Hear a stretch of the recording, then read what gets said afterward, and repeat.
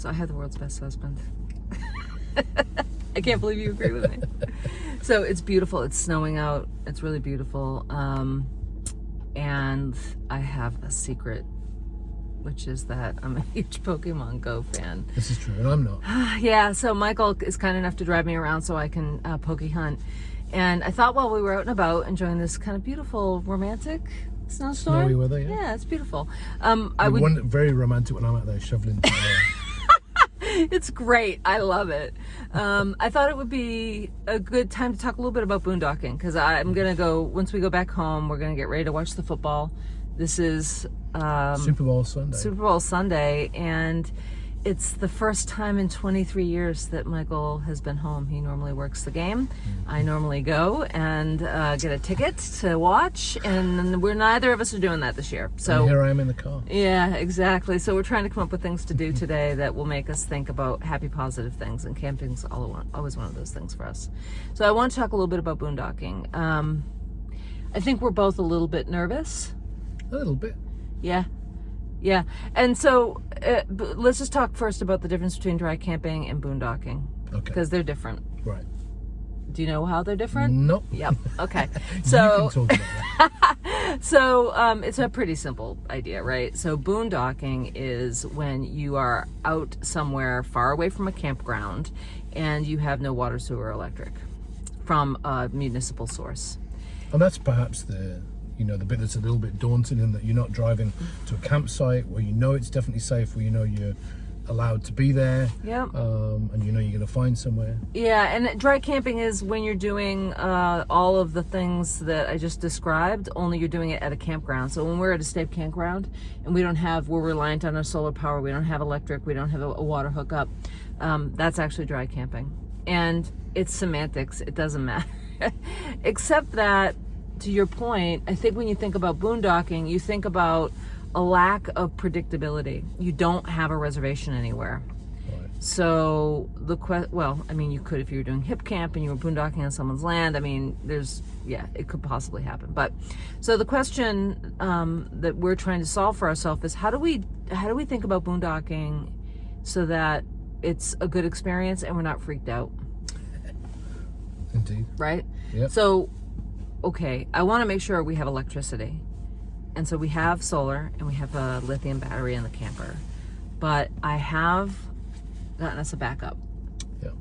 So I'll do another video on this, but I bought a Jackery and a solar panel.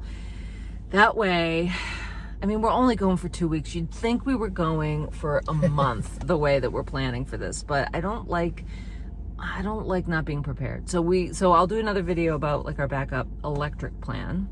And then water. I think water, it's a 17-gallon tank. We should have enough water. Even with the HC1, the smaller one, when we filled that up, and you could see under the sink where the water level was. We never came close to using it all, so I'm not worried about that. But we will be taking a couple of extra containers of water that we can put in one of the cubes and just leave in there, and at least know it's there if we need it.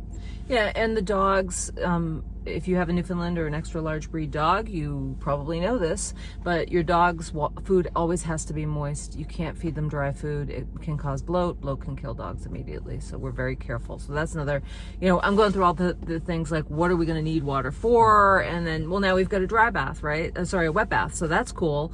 But that means we're going to be using water for a shower or, but honestly. I take short showers, so it shouldn't be a problem. Okay, that's not true. He is like a 16-year-old girl. I have all this hair to wash. Yeah, okay. Takes forever. So there's the power, there's the water, there's safety, which we talked a little bit about in the safety video. You just gotta, you gotta do as many things as you can to deter someone from thinking that your camper's a good thing to steal. And then there's the pets. And somebody in this car, and I'm not going to say who, is a little concerned about the safety of our pets. Well, would you like to talk make sure they're about okay that? At all times? No, just make sure they're fine. And oh, is that what you're going to say? Yeah. Because that's not what he says when we're not on camera. He says things like, we're going to be in the desert, and, I don't want to get attacked by scorpions and snakes and coyotes and whatever other critters live in the desert. Because it's like, it is a different environment for us to go to. Here's the way I look at it. So when I used to travel a lot on business, I could tell the kids I was going away. They understood. They weren't necessarily happy about it, but they understood. With the dogs, it's tough for them to understand why I'm not there, right? But we're taking them with us. Right, similar thing though, but if you're in the desert, you can say to the kids, don't step over there because there may be a scorpion or a dangerous something come after you. You can't rationalize that with the dogs. They just see it and they're like, but the dogs I'm going to chase that. The dogs are never off their leads. Well, there is that, yeah. Although Charlie, if Charlie needs to go out in the middle of the night to do whatever it is she needs to do, she's impossible to move in different directions. She goes that is true. Where she wants, when she wants. She weighs 145 pounds. So. Yeah, we had a camping trip in Worcester when we got the HCT. It wasn't in Worcester. Sorry, that's okay. in Western Mass. And about 2 a.m, she decided she wanted to go outside and do her business, and I was out there in the freezing cold for about 20 minutes with her because she would not turn back in the direction of the camper. So many good smells. Yeah. So so those are like all the things that we're a little bit nervous about when we think about boondocking. But I think it's going to be great. In terms of like finding places, we're going to New Mexico. I think it has the most public lands of any state in the union. I don't know. I think. No, I think that as well. I mean, I perhaps think of boondocking from the, logic of someone who's grown up in a city, lives in a city, where boondocking, you think, well, where are you going to park that you can legally and safely stop? Whereas obviously right. when we're out in the wilds and more of an open expanse, then yeah, there have to be places where you. Well, can there's pull an app over. for that. I know. So here's the thing. I've right. got the Public Lands app. I'm feeling very good about that. I watched Creativity RV. If you guys haven't watched her channel, you should. She's got great ideas. She's been a solo female camper living on the road for a long time. So she's super smart, really knowledgeable, and good advice. And so she also had some recommendations about how to leverage Google Maps and a couple of different tools, which I'll probably do a video on just to help people understand how we're getting comfortable finding our places. And then the last thing that we're thinking about doing is we're going to buy something else. Because another thing to buy. You're going to buy something else? Yeah. What might that be? Well, let me give you a hint. I bought one for you already, and we don't even know where it is because you didn't use it. No, I did just buy a lot of socks. Yeah.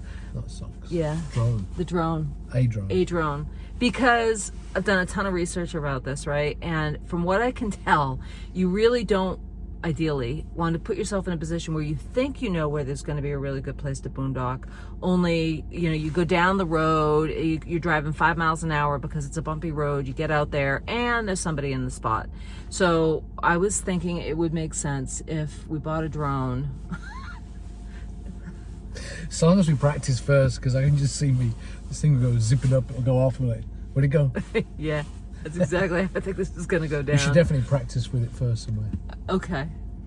Well, it can't. I was just going to say in the snow. In the snow. No, so when the weather improves. Yeah, so stay tuned. We'll be sure to provide you with lots of information about our exciting camping trip, which is getting closer. We're only 45 days away. And I want to make sure it's very clear because, we're from New England. We have had the privilege of being New England Patriots fans. You sound like Annie Hall. I'm from Philadelphia. Sorry. Movie reference. So we've had the privilege of having our team in the Super Bowl for lots of years, and it's been wonderful. And I'm very sad that Tom Brady left the Patriots, but all good things must end. And I think Bill Belichick is amazing. If I could work for anybody in the world, I know, but it's important. Bill Belichick is awesome. Tom Brady is awesome. I don't want to hear any nonsense about how one could or couldn't do it without the other. Let's all just celebrate the amazingness that is Tom Terrific, and let's have a great Super Bowl. Indeed. Even if we're not there. Even if we're not there. Happy camping, guys. Bye.